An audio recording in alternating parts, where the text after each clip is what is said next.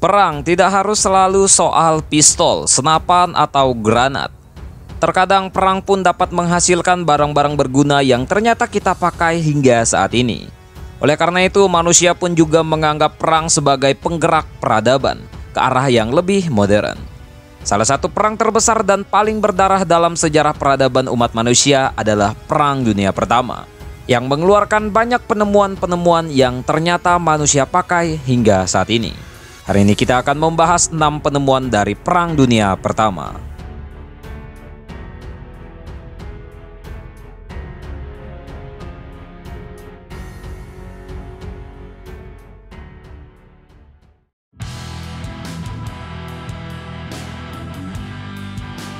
Ternyata selama ini tulisannya bukan resleting, melainkan redsleting, dan juga sudah diresmikan di Kamus Besar Bahasa Indonesia atau KBBI. Lebih mengejutkannya lagi, ternyata redsleting ditemukan pada masa Perang Dunia Pertama.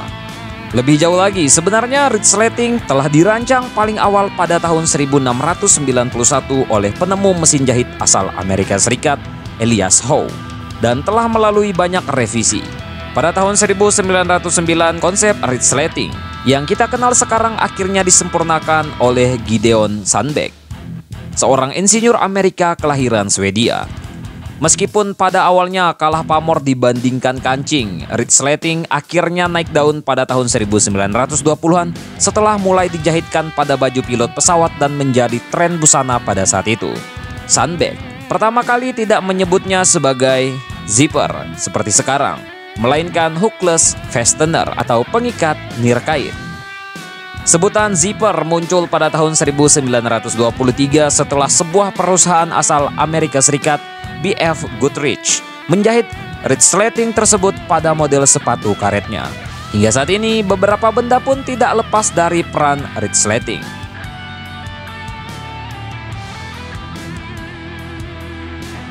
Manusia memiliki golongan darah yang berbeda-beda.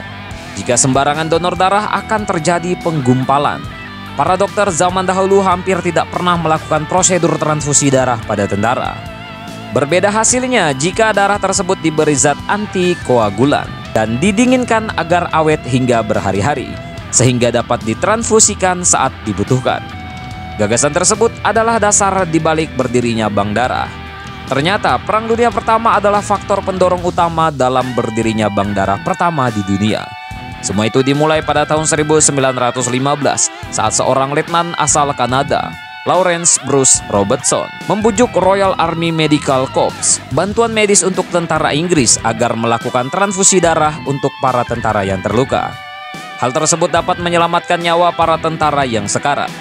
Lalu pada tahun 1917, seorang peneliti medis dan tentara Amerika Serikat, Oswald Hope Robertson, menyuplai darah dari para tentara dan mendinginkannya dalam botol.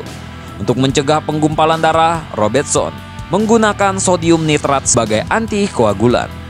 Hasilnya hingga saat ini bank darah tidak hanya berguna bagi para tentara, namun bagi mereka yang membutuhkan. Tentunya jasa bank darah tidak lepas dari para pendonornya.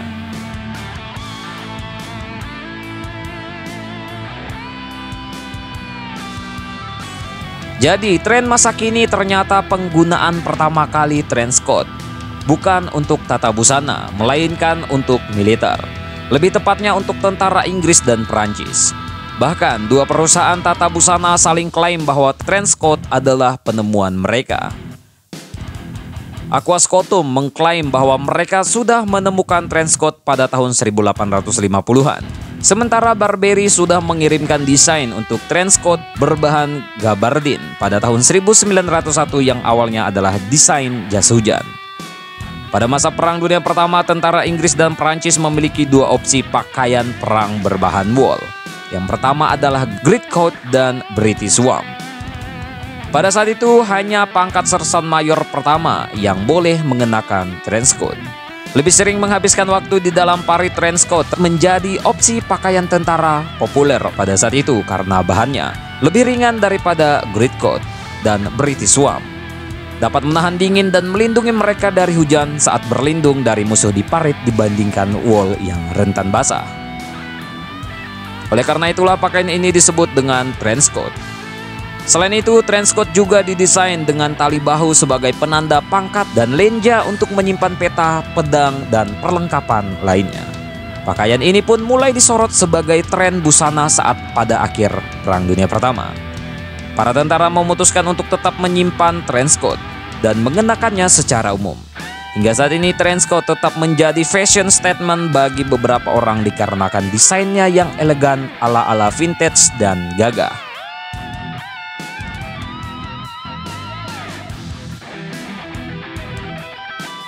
Coba coba sekalian lihat garpu, sendok, dan pisau yang ada di dapur ya.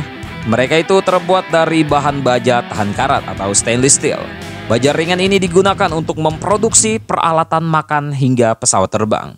Siapa sangka ternyata baja tahan karat mulai populer pada masa Perang Dunia Pertama. Sebenarnya ide baja tahan karat sudah ada sejak abad ke-18. Pada saat itu berbagai ilmuwan melihat bahwa baja campur kromium dapat menahan karat. Malah pada tahun 1890-an seorang ilmuwan asal Jerman, Hans Goldschmidt, menggunakan teknik aluminotermik untuk menekan kandungan karbon pada campuran besi kromium membuatnya lebih ringan. Akan tetapi penggunaan baja tahan karat pada Perang Dunia Pertama lah yang membuatnya naik daun. Pada tahun 1912, ahli metalurgi asal Inggris Harry Brearley tengah mencari bahan campuran baja untuk selongsong senapan agar lebih tahan karat dan tahan panas. Ya, intinya bahan tersebut harus tahan lama digunakan pada senapan. Ia akhirnya mencampur baja dengan kromium. Hasilnya baja tersebut dapat tahan karat. Sang ahli metalurgi kemudian menggunakan proses aluminotermik untuk mengurangi kandungan karbon pada besi krom tersebut. Dinamakan martensitic stainless steel. Pada tahun 1915, koran The New York Times melansir penemuan tersebut. Pada saat ingin mendaftarkan paten untuk baja tahan karat tersebut, ternyata pada tahun 1912, seorang ilmuwan asal Amerika Serikat, Elwood Haynes, sudah mendaftarkan patennya terlebih dahulu. Namun apakah mereka langsung bermusuhan saat itu? Jawabannya adalah tidak, karena mereka memilih untuk berkongsi dan dengan menggalang dana dari para investor. Lalu mereka mendirikan American Stainless Steel Corporation. Hasilnya hingga saat ini baja tahan karat digunakan secara luas sebagai bahan pengganti peralatan makanan hingga mesin pesawat.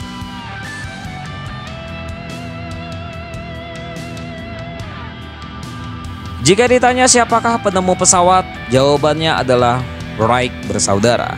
Mereka menemukan ide di balik produksi pesawat terbang modern pada tahun 1903 setelah berhasil mengarungi Kitty Hawk, Carolina Utara, Amerika Serikat. Namun tahukah coy-coy sekalian bahwa Wright bersaudara juga berperan di dalam penemuan pesawat atau pesawat nirawak atau yang sering kita sebut sekarang dengan drone. Ya, kurang lebih 15 tahun setelah penemuan pesawat, tepatnya pada tahun 1918, seorang teknisi dan pebisnis asal Amerika Serikat, Charles F. Kettering, diminta oleh Angkatan Militer Amerika Serikat untuk membuat pesawat bom tanpa awak. Dibantu oleh Dayton Wright Airplane Company, Kettering kemudian menugaskan Orville Wright sebagai konsultan kedirgantaraan dan Elmer Ambrose Perry sebagai perancang kendali dan sistem pemandu drone. Hasilnya pada tanggal 2 Oktober 1918, Kettering dan regunya berhasil mengendalikan drone dengan kecepatan 80 km per jam untuk menghancurkan target sejauh 121 km. Drone tersebut kemudian diberi nama Kettering Aerial Torpedo atau Kettering Bug. Sebelum dapat digunakan berperang, Perang Dunia Pertama sudah keburu kelar pada tahun 1918. Namun, militer Amerika Serikat mendapatkan keuntungan dengan mengembangkan drone hingga saat ini.